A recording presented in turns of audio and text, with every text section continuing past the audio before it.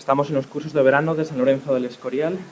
Vamos a hablar con Emilio Peral Vega, de la Universidad Complutense, director de Imágenes del homoerotismo en la cultura española, literatura, artes escénicas, pintura y música. Buenos días. Buenos días. ¿Cuáles son los objetivos de este curso? Los objetivos generales de este curso son arrojar luz sobre una parte habitualmente oscurecida de la estética en la cultura española, que toca o que tiene como elemento común el hecho de que todas esas manifestaciones están realizadas por poetas, escultores, músicos, literatos en general, autores de teatro, homosexuales que han intentado plasmar a través de su obra pues su deseo erótico. ¿El homoerotismo es lo mismo que una visión gay de las artes? No es exactamente lo mismo, porque el concepto gay primero es un concepto no histórico, es un concepto de un cuño relativamente reciente. En segundo lugar, creo que con homoerotismo se amplía más el contenido de carácter exclusivamente estético de la propuesta. Creo que el concepto hoy se ha diluido bastante y toca tanto a las manifestaciones de carácter cultural como en muchas ocasiones a manifestaciones de carácter que podríamos calificar de más folclórico. La evolución histórica de esas imágenes del homoerotismo desde el Renacimiento hasta la actualidad, ¿cómo ha sido? ¿Y ha ido a la par en las diferentes disciplinas, la literatura, las artes escénicas, la pintura y la música?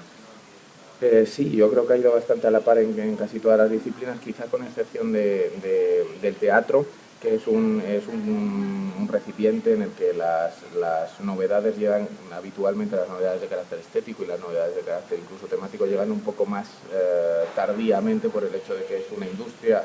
Ocurre en cierto sentido también en el cine, es una industria que depende de productores y por tanto de personas que arriesgan su dinero para ofrecer un determinado producto estético y por tanto no dependen de un disfrute íntimo y los productores normalmente para albergar esas cuestiones tardan en aceptarlas y por tanto llegan un poquito más tarde. Pero sí, creo que la evolución ha sido bastante pareja. Y podemos decir que desde el Renacimiento hasta el siglo XXI se ha producido una especie de desarmarización progresiva del deseo gay. Esto es, Shakespeare, que a todos los efectos era homosexual, cifra su deseo a través de personajes heterosexuales, en muchas ocasiones en situaciones ambiguas o con utilización de términos que para un lector atento pueden desvelar sentimientos ocultos, pero que para un lector normal o para un espectador normal pasaban por ser conceptos ordinarios que nunca albergaban una relación entre hombres o una relación entre mujeres. Ese carácter cifrado se va haciendo cada vez más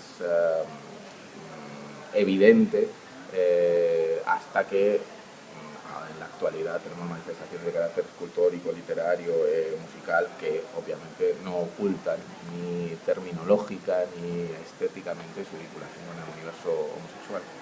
En el teatro sería quien ha ido más tarde. ¿La poesía quizás es la avanzadilla? Sí, yo creo que desde el punto de vista literario la poesía siempre es quizás el ámbito en el que las novedades y los sentimientos minoritarios han tenido un acomodo más pronto.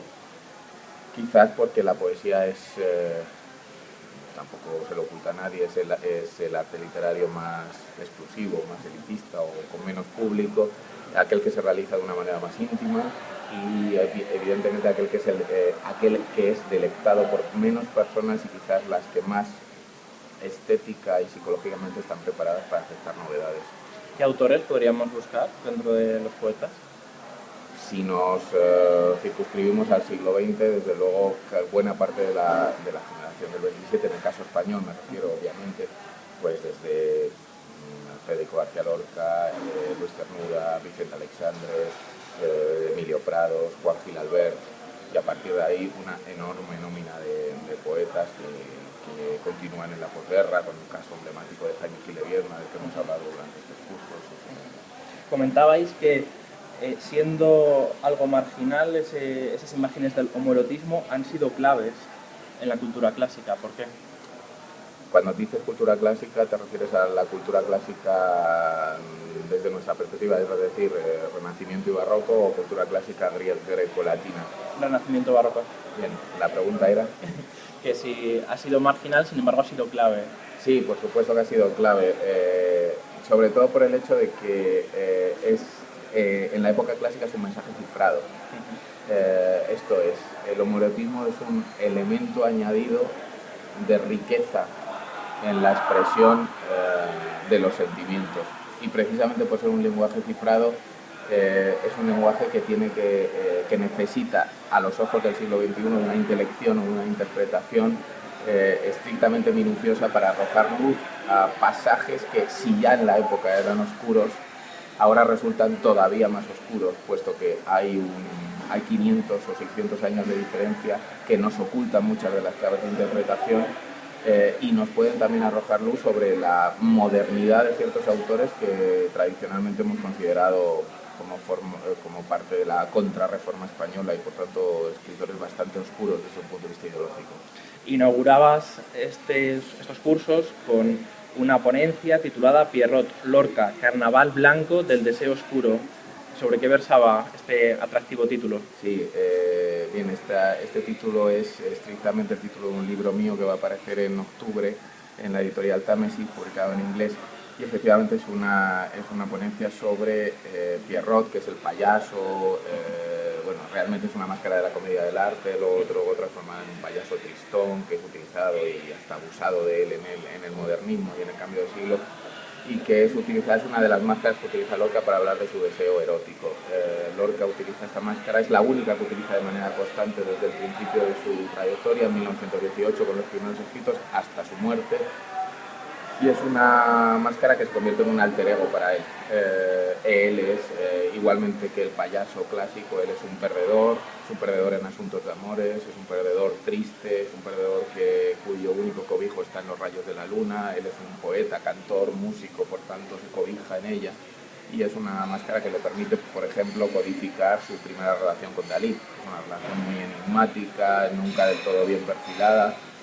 Desde luego había una atracción por parte de los dos y un enamoramiento que no diré que sea sexual del todo, aunque realmente lo piense, pero un enamoramiento claro, empático entre uno y otro, que se cifra primariamente, luego se cifrará a través de máscaras como San Sebastián o como Buster Keaton o como Charlotte, pero que primariamente se cifra a partir de Pierrot, hasta el punto de que en esa relación íntima llena de claves oscuras, Lorca asume el papel de Pierrot y Dalí asume el papel de Arlequín, y así se llaman uno a otro para hablar de cosas que realmente no podían ser nombradas, ¿no?